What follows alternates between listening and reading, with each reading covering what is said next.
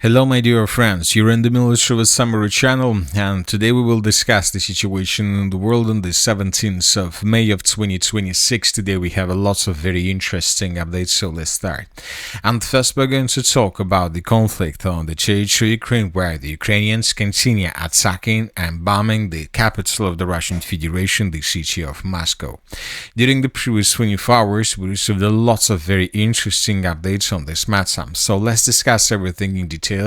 And then we will try to understand what exactly Zelensky is trying to achieve with these attacks.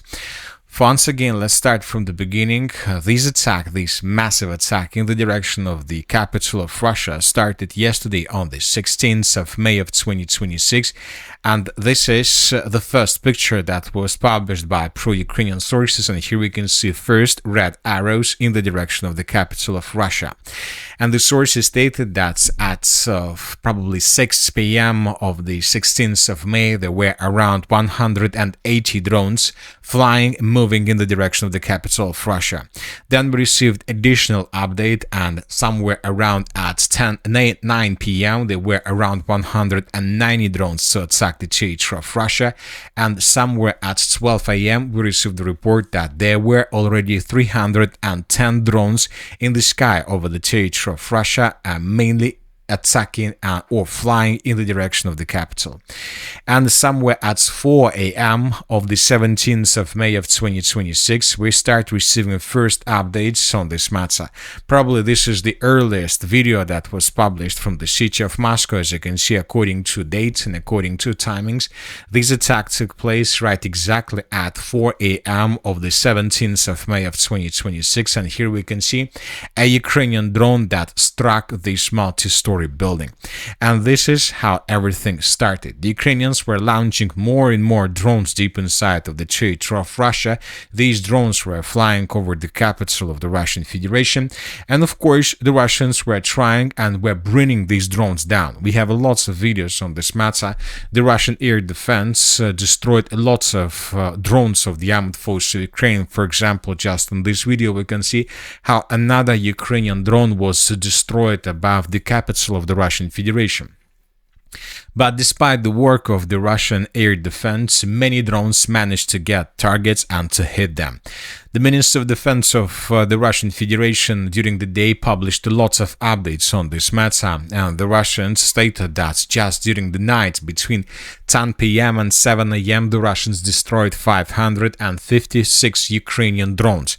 But the thing is that this number covers just the drones between 10 p.m. and 7 a.m. of the 17th of May of 2026, but the Ukrainians didn't stop their attack at 7 a.m. The Ukrainians continued attacking the territory of Russia. And today, when summarizing every single report that was published by Russians during the previous 24 hours or something like this, the Russians stated that they destroyed or intercepted more than 1,500 drones over the territory of Russia, and this is the biggest attack carried out by the Ukrainians since the beginning of the special military operation. As for the consequences of attack, we have lots of very important updates. Many explosions, many strikes were recorded through the city, and especially there were lots of strikes, lots of videos of attacks when single drones were attacking different buildings. So lots of civilian infrastructure, lots of multi-story buildings of Moscow were hit or damaged by the Ukrainian drones, which means that at some point these drones were blind. They were attacking just to attack in the direction of the city. But several explosions and several attacks were recorded, and we see that these attacks had purpose. For example, we have a video from the most northwestern parts of the city of Moscow in the Moscow region. Here we can see a black smoke broke out after Ukraine's attack, and it seems that the Ukrainians were attacking this object of energy infrastructure. And later this information was confirmed. As for this object of energy infrastructure, during the previous 24 hours, lots of videos were published about the fire that broke out after attack, about special rescue services that were trying to stabilize the situation. And somewhere at 4 p.m. of the 17th of May of 2026, we received a final video from this area, and this is the video I'm talking about. And as you can see, according to this video, the Russian security services, different services managed to stabilize the situation, and they managed to fix this fire problem. So this is the situation before the Russians came to this area, and basically this is the video right after. So despite the damages that Ukrainians managed to deal between the 16th and the 17th of May of 2026, the Russians managed to save the situation under complete control, and currently the Russians are about to fix every single consequence of attack that was carried out by the Ukrainians. But the most important thing is that the Ukrainians didn't stop.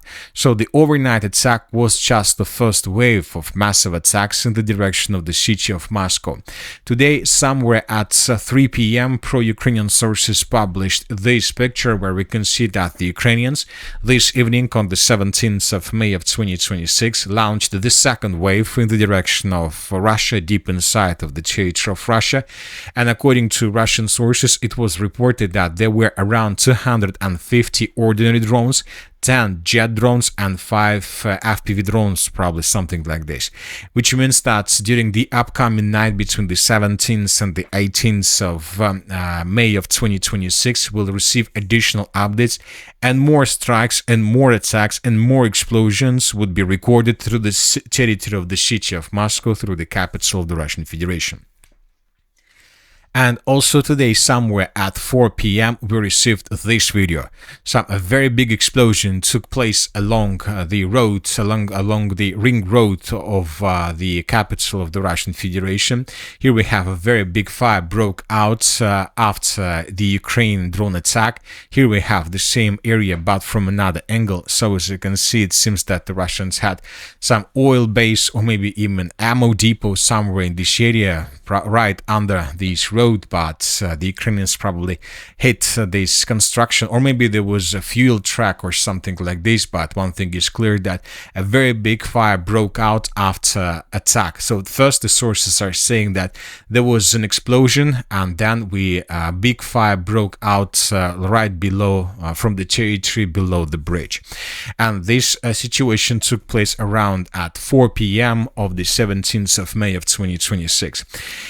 Another important thing and another important detail, that during the day we haven't received almost anything from the Russia's authorities. Neither the President of Russia, Putin, nor the Minister of Defense, nor anybody else made a statement on the matter of this massive attack. It seems that the Russians right now are waiting when this massive attack ends. They will try to see how the things are developing. They will wait when attack ends, and then they will make conclusions what to do next.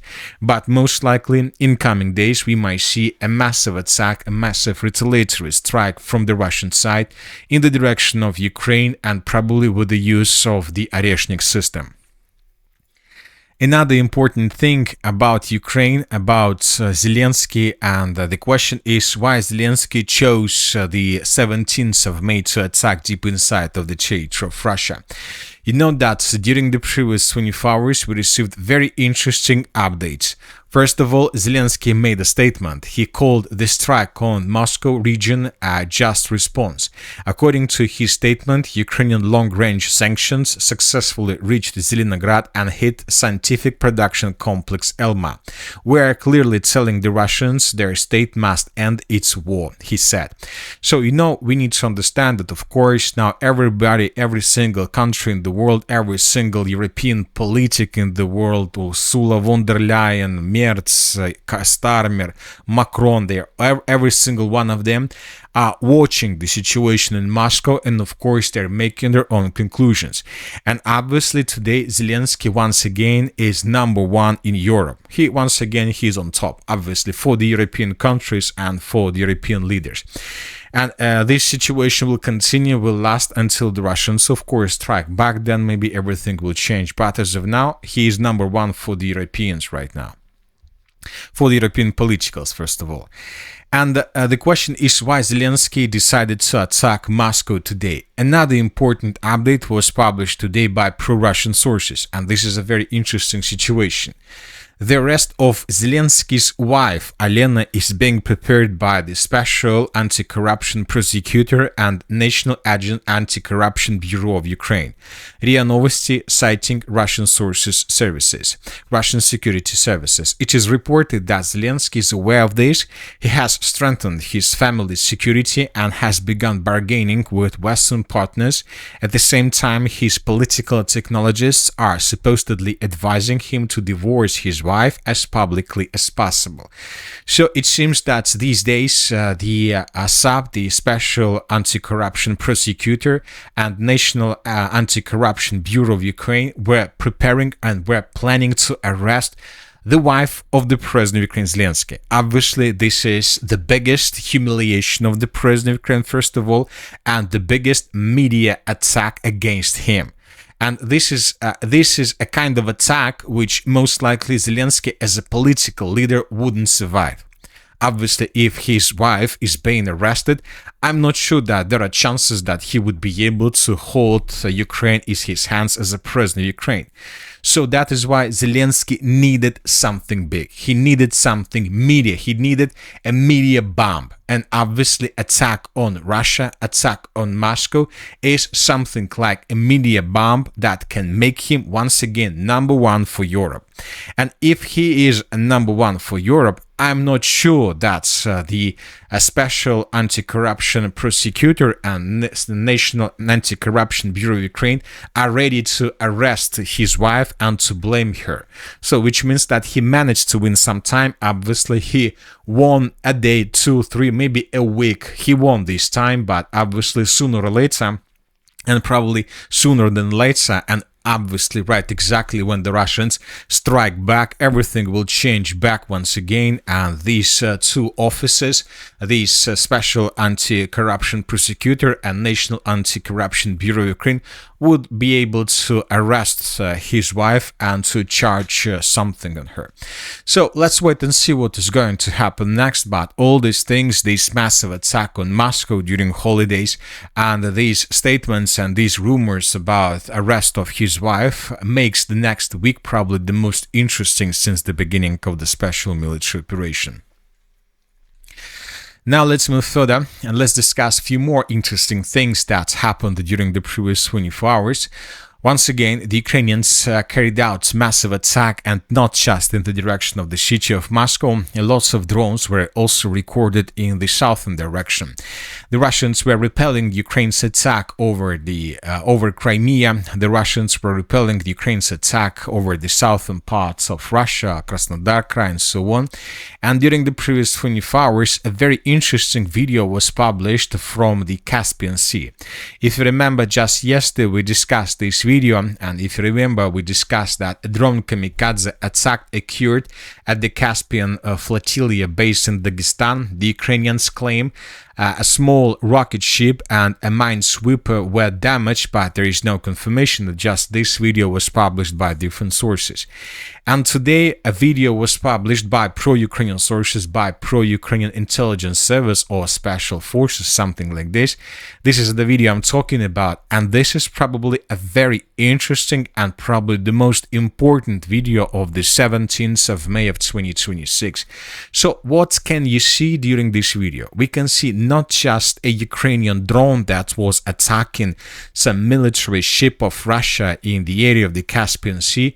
We can see a drone that before acting and maneuvering as a kamikaze drone, before all these things, this drone attacked Russian military ships with missiles. Just take a look at this scene, missiles. This drone launch missiles in the direction of the port infrastructure of the city of Makhachkala in Dagestan.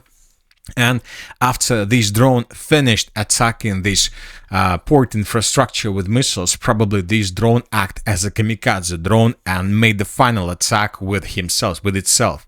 So this is a very interesting, and this is the next stage of evolution. Just imagine yourself if Ukrainians were using this type of drone when attacking Moscow. So imagine yourself not just kamikaze drones that were flying over the city, and not just kamikaze drones that were behaving like kamikaze. Their main purpose is to hit something and to make an explosion. Imagine yourself if every single drone that was attacking the territory of Moscow had these uncontrolled missiles, the type of drones that the Russians used in Caspian Sea. Obviously, this could lead to significant number of casualties, first of all among civilian infrastructure and among civilians themselves. But one thing is clear, that most likely the Ukrainians were testing their drones in the area of the Caspian Sea, and most likely from now on they will try to improve their production sites, and they will try to produce as many as possible drones of this type that can not just behave as kamikaze drones but also to launch missiles. But from the other side, we can also say that Russians also follow the situation. They understand what is happening, and this is also something like the way how the Russians can develop their own Iran drones, because the Russians also can start using Iran drones with missiles, with uncontrolled missiles, and before attack any other object of energy infrastructure, the Russians first will attack this territory with these missiles. Of course, this will lead to significant damage to any object that the Russians decide to attack. So obviously, and one thing is clear, and the final idea about these massive attacks between Russians and the Ukrainians is that the special military operation, the conflict on the territory of Ukraine, was split into two periods: before the 17th of May and the conflict after the 17th of May of 2026. Because tomorrow, the Ukrainians, the Russians, and we are, my friends, we will wake up in completely different reality regarding the conflict on the territory of Ukraine. Because we are entering and moving further and as close as possible to the situation of a complete and total war between Russians and the Ukrainians. Now let's discuss the situation on the ground. During the previous 12 hours, we received lots of very interesting updates. And first we're going to talk about the city of Kostiantynivka, where the Russians, according to information we have, during the previous 24 hours have improved their position significantly. This is the situation by the end of the 17th of May of 2026, and as you can see, according to the latest changes, according to several pro-Russian sources, as a result of offensive operation, the Russians have captured probably around 35% of the city of Kostiantynivka, and that the southern and the southwestern flanks of the city have collapsed completely.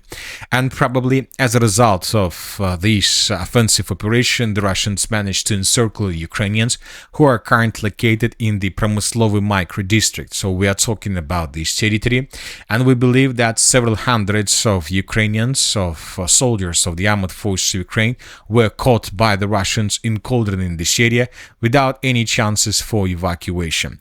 Furthermore, the Russians managed to take under complete control not just the western parts of the city of Kostiantynivka with its high-rise building area. The Russians crossed the river of Krivoy Tarets, and the Russians captured the central industrial zone of the city of Kostiantynivka, which makes the current Russian positions very, very strong, and without any probably chances from the Ukrainian side to counterattack and to restore control over these territories. So this is the situation. Obviously, this is another turning point in the battle for the city of Kostiantynivka, and it seems that from now on the Russians will develop their offensives much faster in comparison with previous periods of assault operation on the city of Kostiantynivka. During the previous 24 hours from this area, lots of videos were published on the matter of how Russians were attacking positions of the armed forces of Ukraine. In this video, we can see a missile strike on the temporary deployment point of the armed forces of Ukraine in this area. Now let's move further and let's talk about the Eastern Slavens direction, where small changes on the ground were also recorded. This is the situation by the end of the 16th of May, and this is the situation by the end of the 17th of May of 2026. The Russians, as a result of offensive operation, managed to establish complete control over the settlement of Kaleniki and to improve their positions through the forest to the west of the village. So we are talking about this small forest. Now the Russians use this territory to bring more and to introduce more forces in the neighboring forest, the biggest forest in the Slavens direction, which is located to the east of the settlements of Nikolaevka and Slavensk itself. We are talking about this territory. The Russians are moving in this area, trying to outflank the settlement of Alexandrovka and in the end to force the Ukrainians to fall back from this area. The Russians are approaching the city of Slavensk, and the Russians are getting closer and closer from day to day. Now let's talk about the Borova direction, one of the most important directions these days. As we discussed yesterday, the Minister of Defense and the Chief of the General Staff of the Armed Forces of the Russian Federation reported that Russians managed to take under complete control the settlement of Borova. And yesterday, the Russians didn't publish any proofs about this, but today we received a first video that can be served as a proof that the Russians indeed answered the settlement of Borova.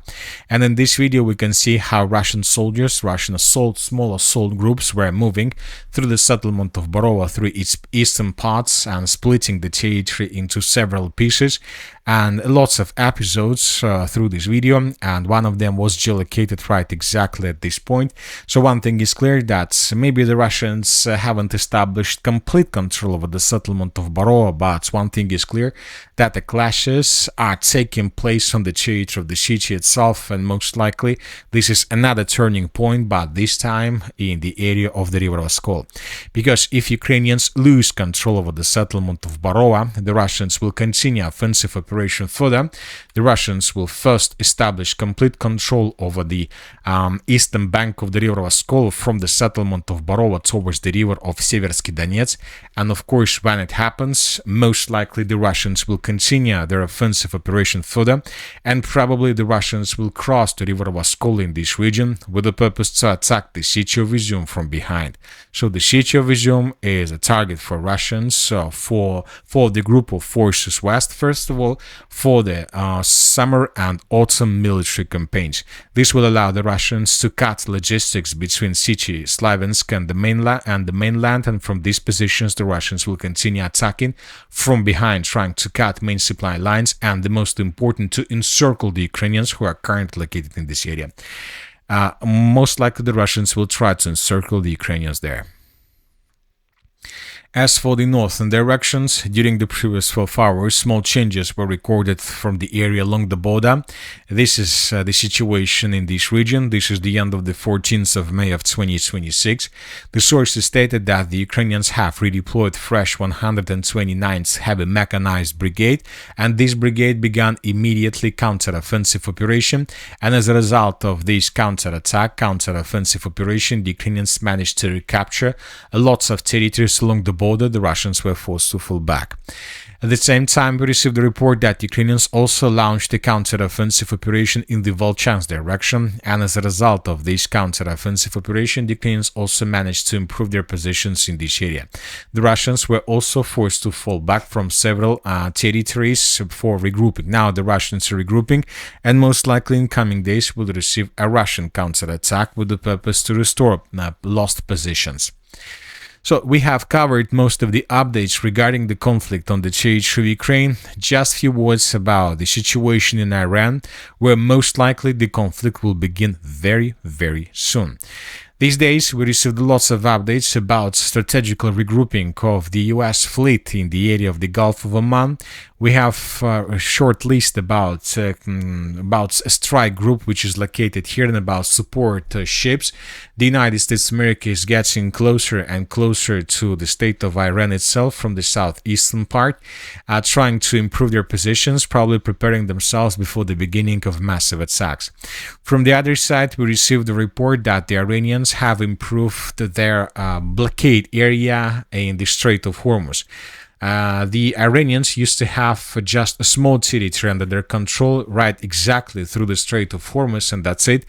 And this blockade allowed the United Arab Emirates to use the city of Fujairah and its port infrastructure for export of oil. So they had possibilities using the port infrastructure of Fujairah to sell oil through the world, all over the world.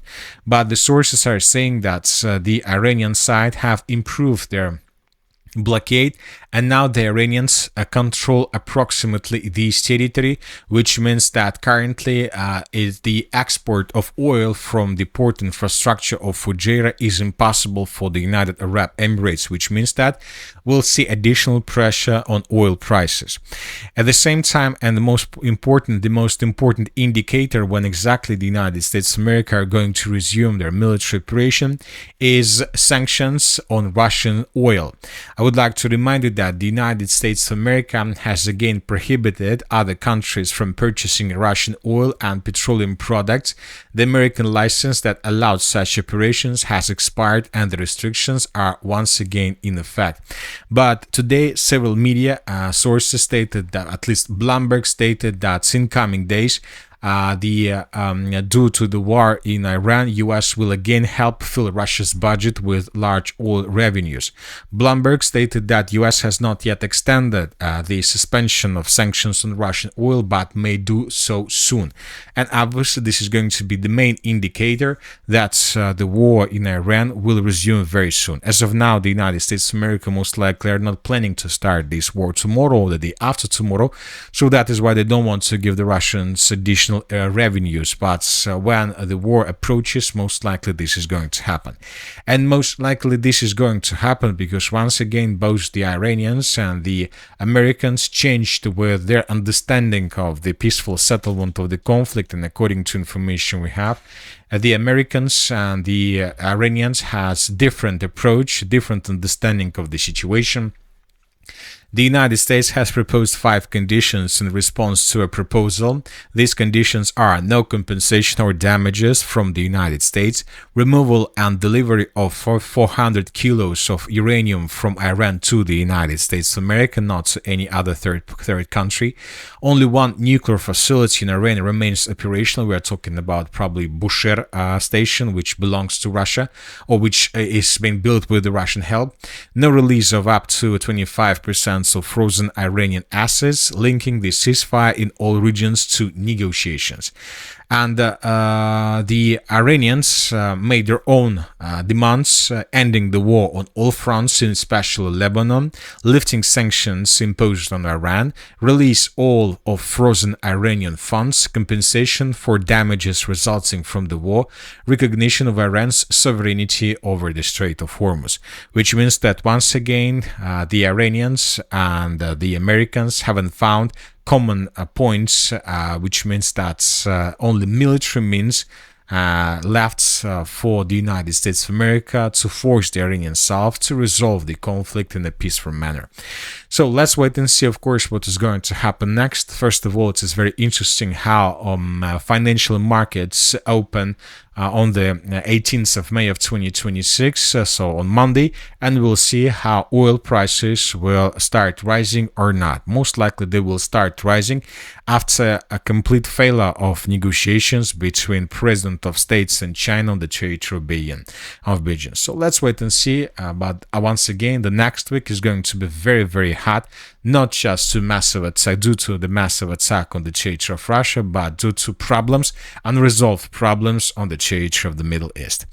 And that's it for today. The Military with Summary channel reminds you to condemn any violence in the world. Thank you for your watching. Subscribe to my channel, put your likes, join my Patreon, and have a good day. Bye-bye.